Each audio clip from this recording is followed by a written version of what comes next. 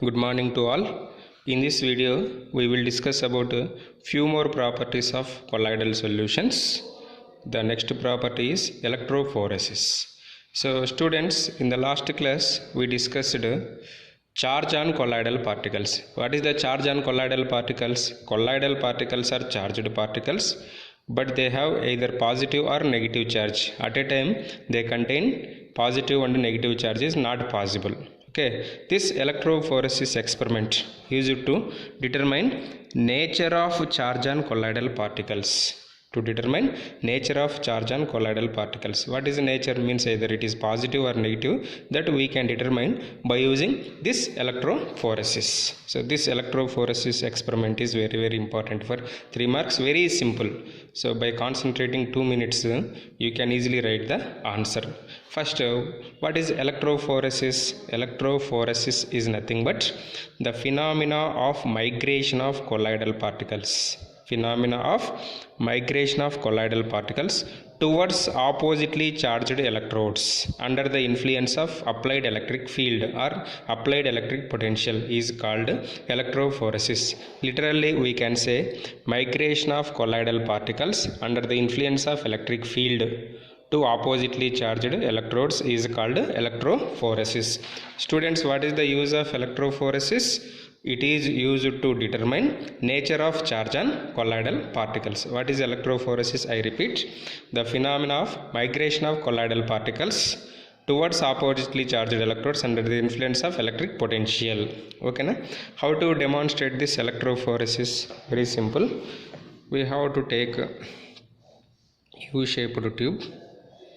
So this U-shaped tube has 2 arms. The 2 arms contain 2 electrodes, positive electrode, negative electrode. These 2 are connected to applied electric force. So we have to take a positive cell. Let us contain FeOH thrice. That is a colloidal solution in a U-shaped tube. So by applying electric field, after some time, so what is the charge of colloidal solution? We are taken positive. So these are migrated towards negative charge. So these are migrated towards negative charge means what charge is present on these particles? Or unknown colloidal solution you take. Suppose that unknown colloidal solution is migrated towards negative charge means it has which charge? Positive charge. Why? Positive charge ions are attracted by negative charge. Similarly, negative charge are attracted by positive charge. Like that, we can determine charge on colloidal particles by using electrophoresis experiment. Here I am taken one example. This phenomena can be demonstrated by taking a colloidal solution of FeOH thrice. Actually, it is a positive cell, but no need to mention here positive cell. We have to prove whether it is positive or negative. Okay, in a U-shaped tube like this, U-shaped tube, and dipping 2 platinum electrodes into 2 arms. So 2 platinum electrodes into 2 arms.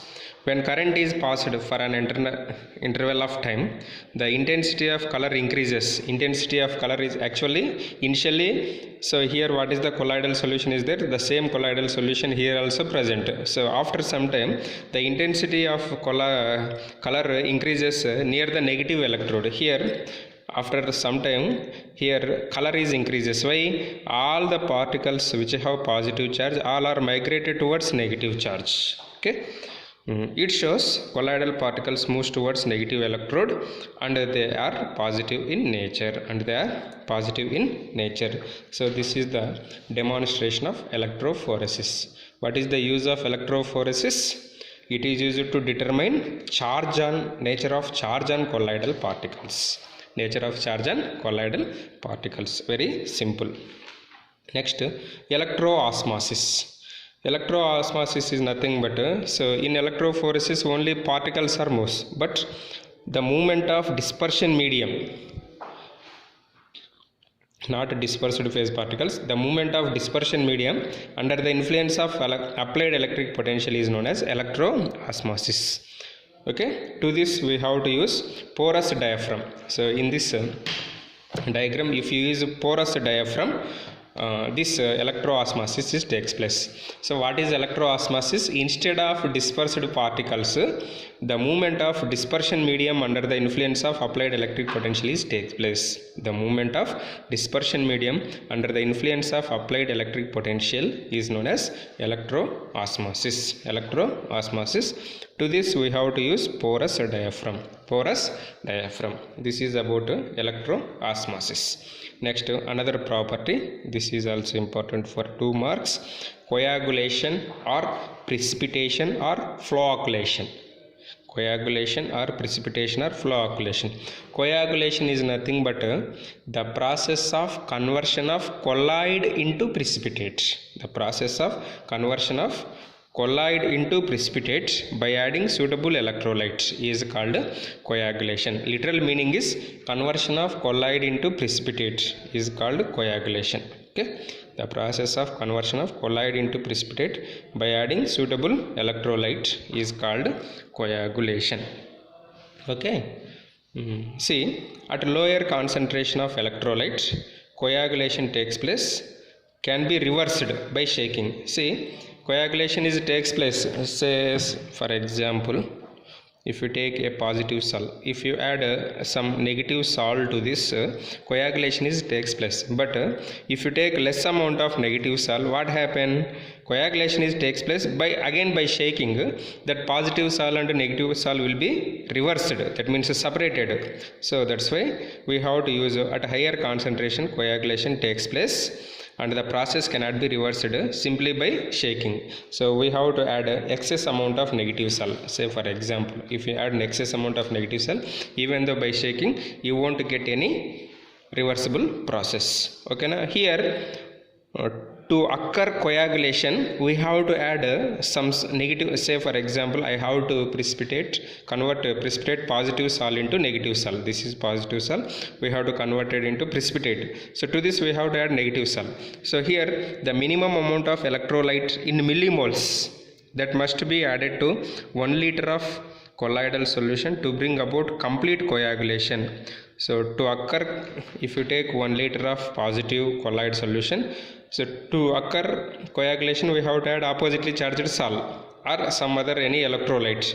So to coagulate this 1 liter of colloidal salt, how much amount of electrolyte is added in millimoles? That is called precipitation. To about complete coagulation or precipitation is called coagulation value or flocculation value. I repeat, say for example 1 liter of 1 colloidal salt, either positive or negative salt. When electrolyte is added to positive or negative salt, coagulation takes place. So to coagulate this 1 liter of colloidal salt, how much amount of electrolyte in millimoles is required to get precipitation is called coagulation value or flocculation value. So this is very important point. Next, the coagulation behavior of various electrolytes. Behavior of various electrolytes was given by 2 scientists, that is Hardy and Selch. So this rule is very important for objective examination. According to Hardy-Selch rule, greater the charge of the ion, greater is the coagulating ability. Greater the charge of the ion, greater is the coagulating ability. It is called Hardy-Selch rule. This I will explain with examples so you can understand easily. So please remember the statement. What is Hardy-Selch rule? Greater the charge of the ion, greater is the coagulation ability. Greater the charge of the ion, greater is the coagulation ability. It is called Hardy-Selch rule. It is called what? Hardy-Selch rule. Here the ion which is responsible for coagulation is called effective ion or active ion or flocculating ions. Here we are adding positive salt. No? We are taking positive salt. To this positive salt we have to add 1 electrolyte. So in that the ion which is responsible for conversion of this colloid into precipitate, that ion is called effective ion or active ion or flocculating ions. Okay, now I will explain Hardy-Selch rule with examples. I have a positive colloid, students.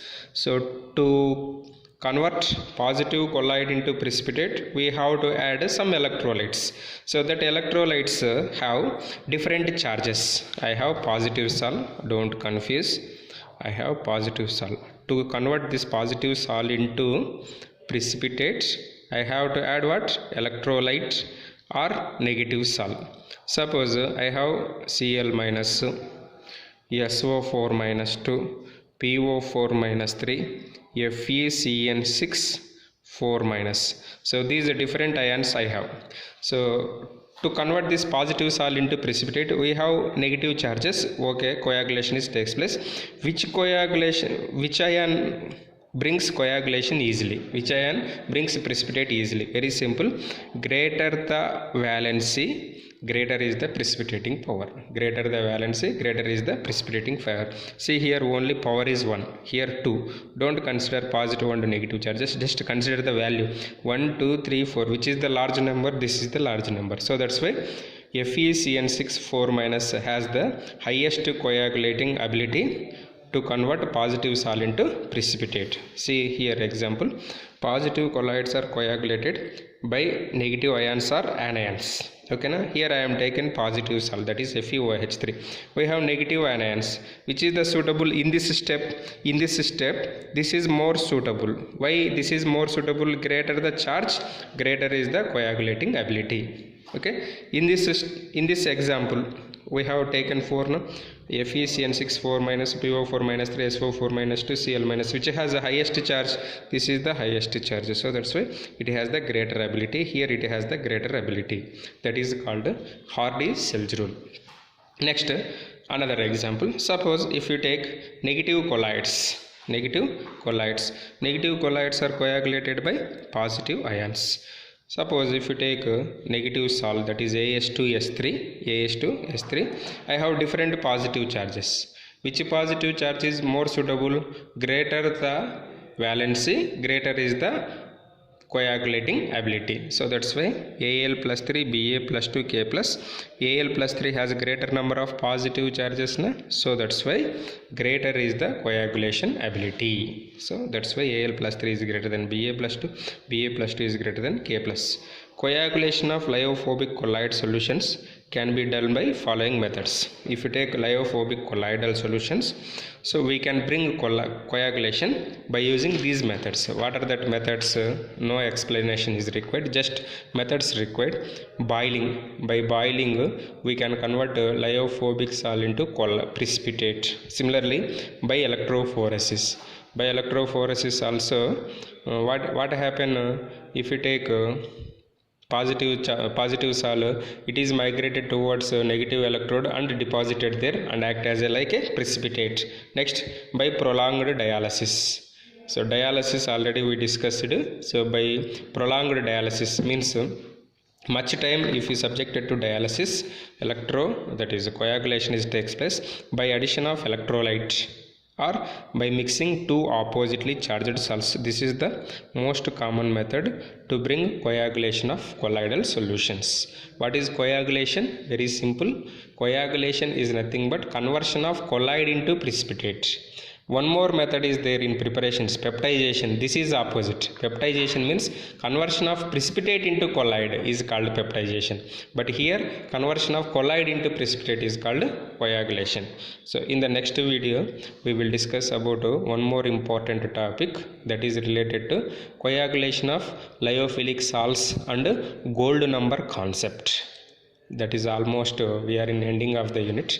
Coagulation of lyophilic salts and gold number concept. Thank you.